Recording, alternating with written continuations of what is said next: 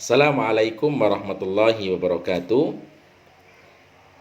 Alhamdulillahi wassalatu wassalamu ala rasulillah Nabiyina Muhammadin wa ala alihi wa sahbihi wa man sara ala nahjihi ila yaumidin. Alhamdulillah, kita bersyukur kepada Allah Subhanahu wa taala karena karunia-Nya dan nikmat-Nya.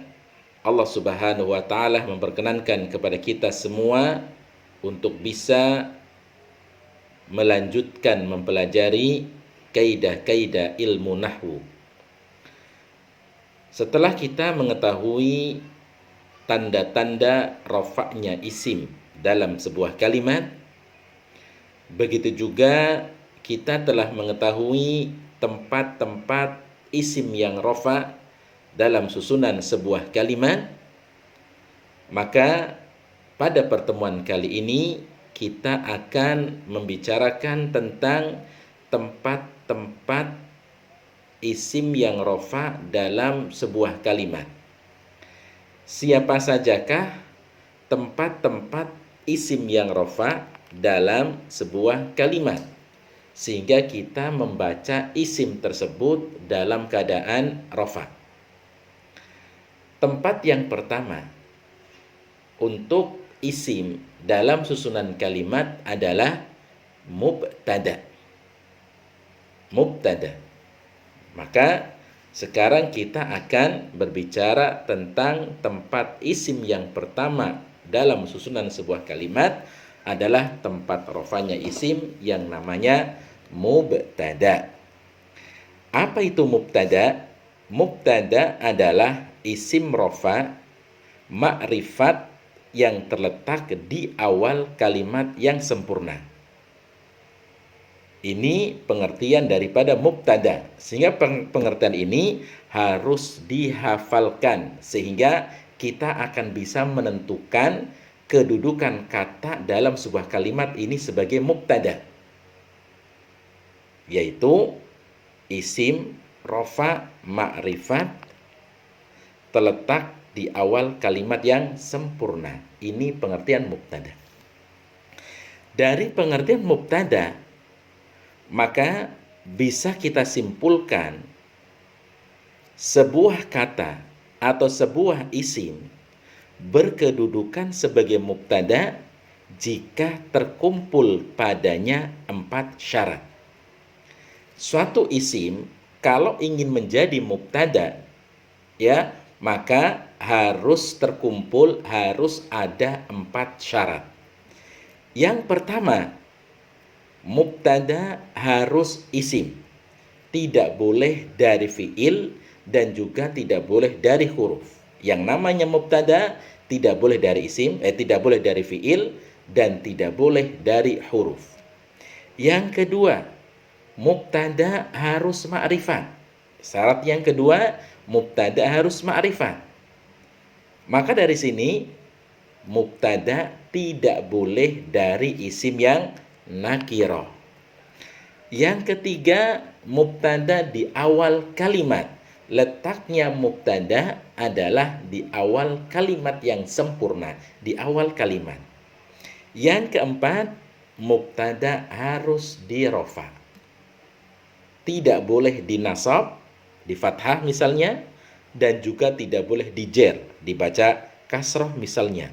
Maka ini merupakan syarat untuk mubtada. Jadi suatu isim kalau ingin berkedudukan sebagai mubtada harus suatu kata kalau ingin menjadi mubtada maka harus isim. Yang kedua, isimnya harus ma'rifat. Yang ketiga, letaknya harus di awal kalimat. Yang keempat, harus dibaca rafa'. Dari sini kita bisa mengetahui jika ada isim ma'rifat terletak di awal kalimat dan dia rafa', sudah dipastikan isim tersebut berkedudukan sebagai mubtada dan harus dibaca rafa'. Adapun tanda rafa'nya isim tersebut menyesuaikan dengan keadaan isimnya. Baik, perhatikan contoh-contoh berikut ini. Contoh yang pertama, At-tahuru syatrul iman. Kata at-tahuru pada contoh tersebut berupa isim ma'rifah karena ada alif lamnya. Kemudian di situ rofa at-tahuru dibaca rofa, letaknya di awal kalimat. Maka isim tersebut berkedudukan sebagai mubtada. Apa i'rabnya? I'rabnya adalah ya at-tahuru isim rofa berkedudukan sebagai mubtada, tanda rofanya dengan dhammah karena isim mufrad. Contoh yang kedua, ar-rijalu qawwamuna 'alan nisa.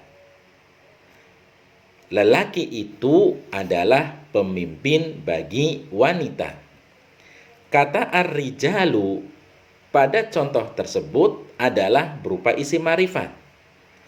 Kemudian rofa, kemudian terletak di awal kalimat, maka isim tersebut berkedudukan sebagai mubtada. Apa i'rabnya? I'rabnya adalah ar-rijalu isim rofa berkedudukan sebagai mubtada, tanda rofanya dengan dhamma karena jamak taksir. Ar-rijalu adalah jamak taksir. Kemudian contoh yang ketiga, al-fallahuna mujidduna. Perhatikan contohnya, al-fallahuna mujidduna. Kata al-fallahuna pada contoh tersebut adalah isim. Kemudian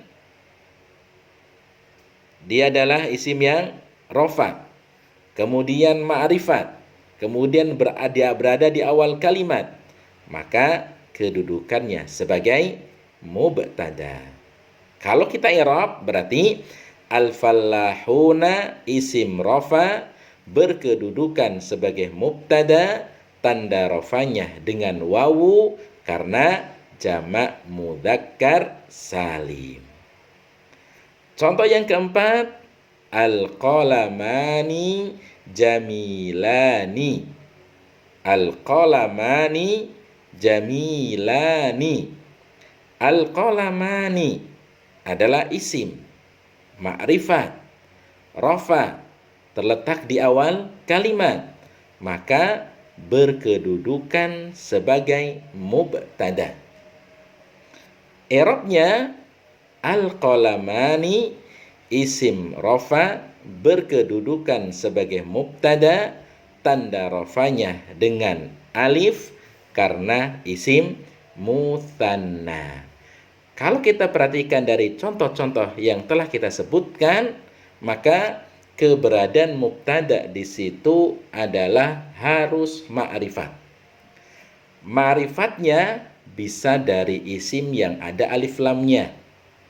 Ma'rifatnya boleh dari alam, nama orang, nama tempat, atau nama yang diawali oleh kata abu, ummu, ibn, dan isim ma'rifat yang lain-lainnya. Maka pada umumnya isim yang ma'rifat bisa menjadi mubtada jika di awal kalimat, jika rofa, dan seterusnya.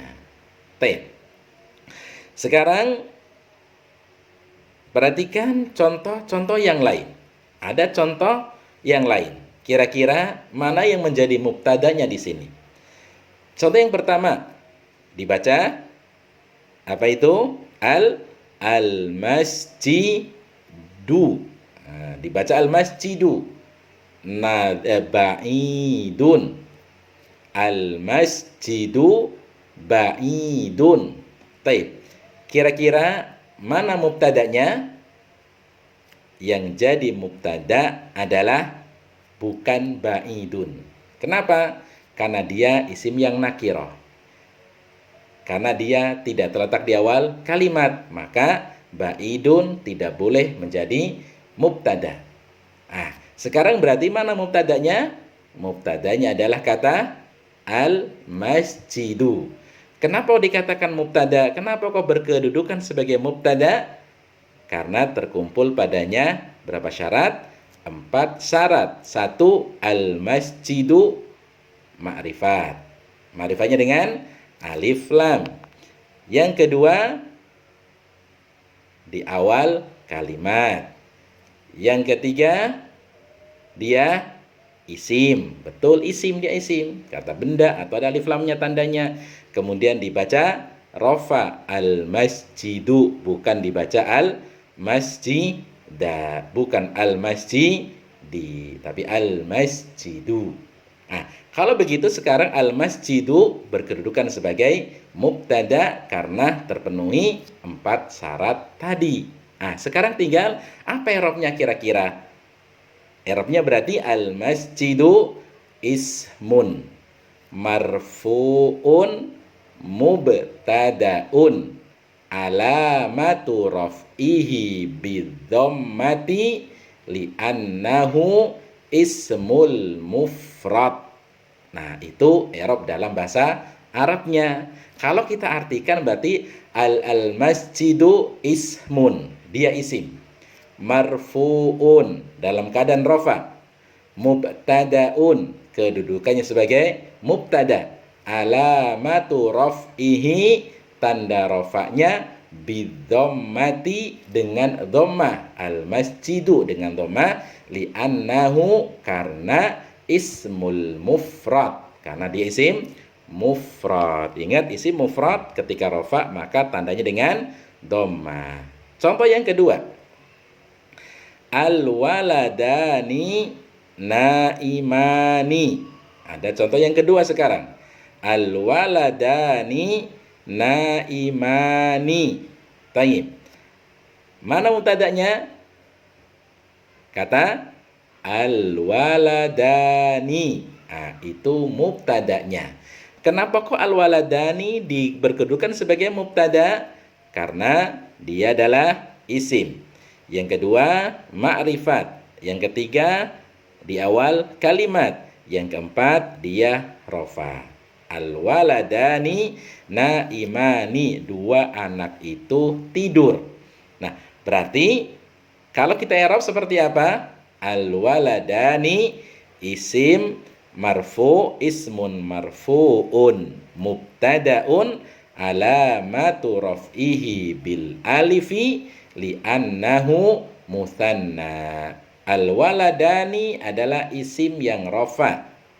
Kemudian kedudukannya sebagai mubtada, tanda rafanya dengan alif karena mutsanna. Karena isim mutsanna ketika rafa, tanda rafanya dengan alif. Baik.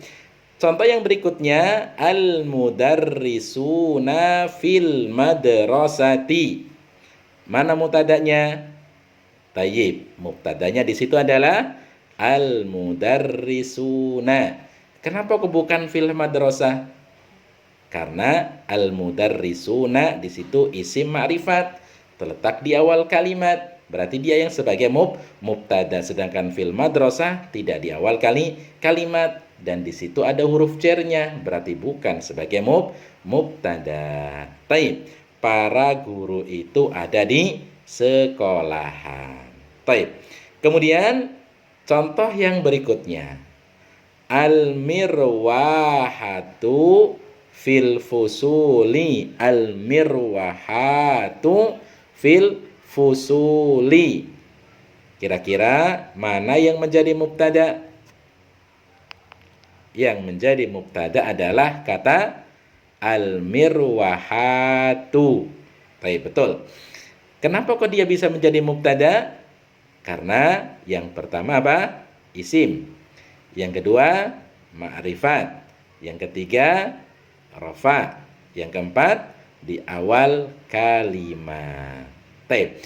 Kalau begitu, apa i'rabnya? Kata al-mirwahatu. Al-mirwahatu berarti i'rabnya ismun marfu'un mubtada'un alamatu raf'ihi bidhamma li'annahu jam'u muannasin salimun. Al-mirwahatu adalah ismun, isim. Marfu'un, marfu. Mubtada'un, dia kedudukan sebagai mubtada. Tanda rafanya dengan dhammah karena jamak muannas salim. Beberapa kipas ya ada di kelas, ada di beberapa kelas. Nah, ini adalah pembahasan daripada mubtada dan i'rab daripada mubtada. Semoga bisa dapat difahami. Wassallallahu ala nabiyyina Muhammadin wa akhiru da'wana anil hamdulillahi rabbil alamin. Wassalamualaikum warahmatullahi wabarakatuh.